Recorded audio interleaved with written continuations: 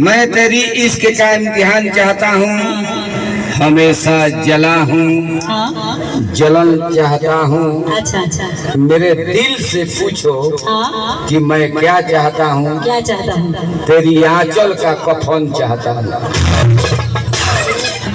लेकिन ऐसे ना हो। कैसे? हिने वो कैसे हो? कैसे? सुनो कैसे हो।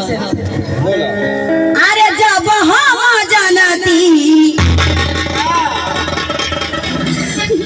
तारा नहीं क्या बुझा इहारा बुझाई तो और देखो तब पाहुन के मुस्कियाई पाहुन अब का 12 साल भाई बा। अरे जब हम जानती कि सैया मिली है करिया। शंकर भगवान करी, शंकर भगवान से हमारा प्रेम होई है तब का शंकर भगवान, शंकर भगवान एगो शंकर भगवान हाँ एगो शनकल भगवान रहो। अरे जब हम जानती कि सैया मिलिए करिया। अरे चढ़ल तिलक फेर वही कुमारे रही वही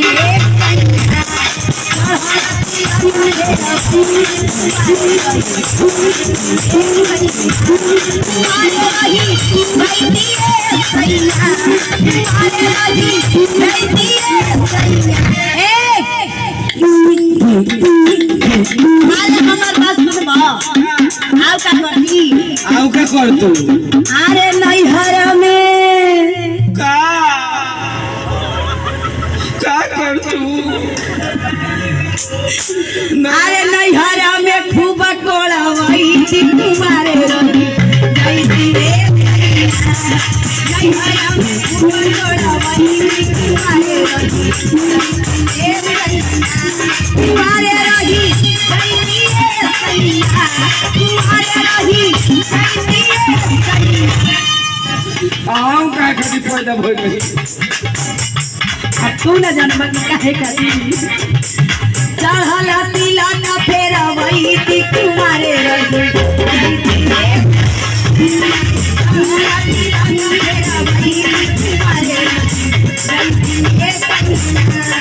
चढ़ल तिलक फेर वही कुमारे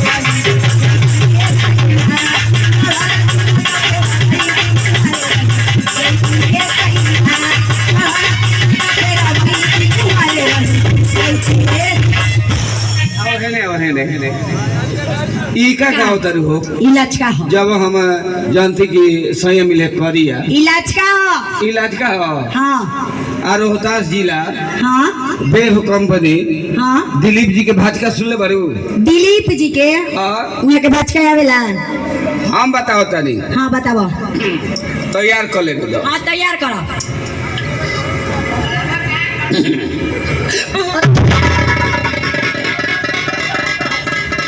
डेराइनी ना ई भाजका हो। काहे ना दे रही? अभी ससुराल के गाछका शुरू करब नु हाँ तो पुल के नीचे हो जाएगी। कैसे? अरे जब हम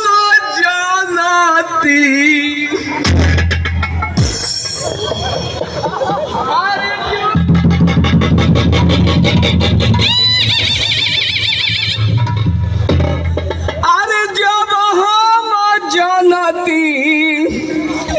कि है मेहरारू मिली ठंडा। अभी तारा से ठंडा दिमाग से बात करो तनी। अगर गरम दिमाग हो जी ना हाँ तो ये तारा के रहे ना दे। अरे जब हम जानती कि है मेहरारू मिली ठंडा तो जानता रू का करती? क्या करता? अरे सेजिया पो अरे सेजिया पो ले आईती अंडा गरम होई जाई तुए राती। सेजिया पो ले आईती अंडा गरम होई जाई तुए राती। सेजिया पो ले आईती अंडा गरम होई जाई तुए राती।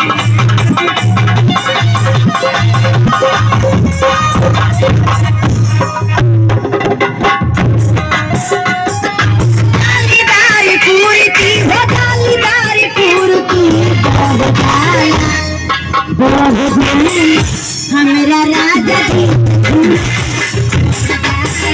हमरा सैया जी के फूर्ती बढ़ जाला हमरा राजा जी के फूर्ती जाला हमरा सैया जी के फूर्ती बढ़ जाला हमरा राजा जी के फूर्ती बढ़ जाला हमरा सैया जी के फूर्ती बढ़ जाला हमरा राजा जी के फूर्ती